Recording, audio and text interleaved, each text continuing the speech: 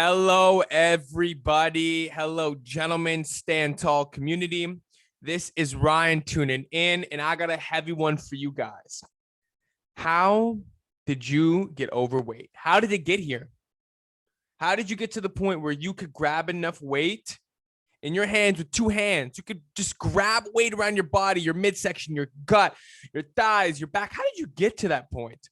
How did you get to the point where you can't even wear snug clothes anymore and you feel good in them? How do you get to the point where you don't even feel in your prime anymore? You just feel old, achy, knees are in pain, back's in pain, neck's in pain. Everything is in pain. How did it get here? And before I tell you how we got here, I want to tell you a story about myself. I remember one day I was going about my morning routine. So I woke up, I just took a shower. I shaved my face, right? And I was just brushing my teeth and I was cleaning my ears with a Q-tip. And so I was cleaning my ears with a Q-tip and I took it out and I went to go throw it in the garbage. And I threw it and I missed the garbage. And I said to myself in that second, I'll get it later. And then I stopped myself and I said, why can't I just do this now? Why am I going to get it later? It's going to take 2 seconds, right? It's only going to take a little bit of time. I could just pick it up and put it in the garbage. And then I asked myself, in what other areas am I saying I'll get to later? Right? What other areas am I just letting the Q-tips build up on the ground for me to pick up later? Right? What other areas? And so I really looked at like why we put on weight. It's just the sheer fact of saying, we'll get to it later. You know, it's not a priority right now. I have other things to do. I had work to do. I had clients to call. I had all these things. You know, I have to be on the go. I have to be on the highway. I'll just get to it later. And why have men gotten to this point? And let me tell you something. Men, on average, statistically die sooner than women. They do. Almost by 10 years, and that's a lot. And so why is this so important that you recognize that there's Q-tips on the ground building up? That is what is weight on your body. That's weight on your body. It's all the Q-tips that have been building up over the years that you have not addressed. You just said, you know what? I'll get to it later. Let me look after my family. Let me look after my kids. Let me look after my house. Let me look after my business. Let me look after my job. Let me look after all the things that you think are more important than yourself. And let me tell you something. That is why men are dying sooner. It's because we prioritize everybody else and you leave yourself last. You are a pillar in so many people's lives. And if you don't address it, you will leave everybody's lives 10 years sooner. And so how did you get to the point where it just got here and like, holy crap, how am I like 100 pounds overweight, 60 pounds, 40 pounds, 20 pounds is a lot for being overweight. Okay. So don't kid yourself saying, oh, I'm pretty close to where I'm at. 20 pounds is a lot. Okay. You got here because you prioritize everybody else. You prioritize everything else. And you are building a life on a cracked foundation. You are the foundation.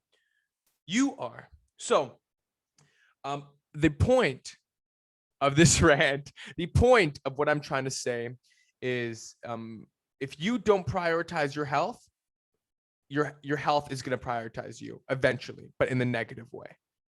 Your doctor's going to tell you need to lose weight, you have diabetes, this and that. Now, most of us think, oh, we got overweight because I'm eating too much, or I'm drinking too much, or I'm, too many pops, too many sugars. And you're not wrong. You're not wrong at all. But the real reason is because you aren't being checked. You don't have someone right there by your side, a running mate, right? And let me tell you something. I love it when men, especially, work out with their friends. They work out with their significant other, their family, but you need someone you respect to tell you to prioritize yourself. To prioritize yourself. And what ends up happening, I always say this, it's like when we have kids and they're young, you have to remind them 1,000 times to brush your teeth, right? Like brush your teeth, or do this or do that. And eventually they learn on their own. You have not been reminded enough to look after yourself, which sounds crazy. You have not been reminded enough to actually prioritize yourself. So who is reminding you almost on a daily basis, weekly basis to prioritize yourself. Everyone's reminding you to get the mortgage payments. Everyone's reminding you to go to your job. Everyone's reminding you to look after the kids. Everyone's reminding you to take care of your significant other, but no one's reminding you to actually take care of what really matters. So it's just the sheer fact is you have not been prioritizing yourself. You have letting these Q-tips been building up over the years. And then one day you go to your washroom, you're like, holy crap, I have like 100 pounds of Q-tips just sitting on the ground. What? How have I not noticed this? Right? I know it sounds kind of odd with Q-tips, but you understand if you've been following along. You just got to get down on your hands and knees, and I'm there with you. We pick it up and we put it in the garbage. And so I want you to question yourself and just say, what areas of my life have I just been letting the Q-tips build up? In what areas of my life have I just been saying, you know what, I'll get to later? So I just want you to sit with that thought, and especially for the gentlemen, this applies to ladies too, but mostly gentlemen. I feel a deep need to help men, because if you're dying 10 years sooner, you're leaving a huge hole in your family's lives. Men are a huge pillar in society. So really ask yourself a question. Am I prioritizing myself? In what areas of my life am I leaving the Q-tips on the ground? So I am signing off. Thank you for tuning in. Make sure you like, you comment, you share. I appreciate every single one of you. I look at all the comments, right? That's all I do. I just sit here. I don't even sleep. I'm just looking at the comments, okay? The good ones, I'm happy. The bad ones, I'm crying. No, I'm just joking. But thank you for tuning in, and I will see you in the next one.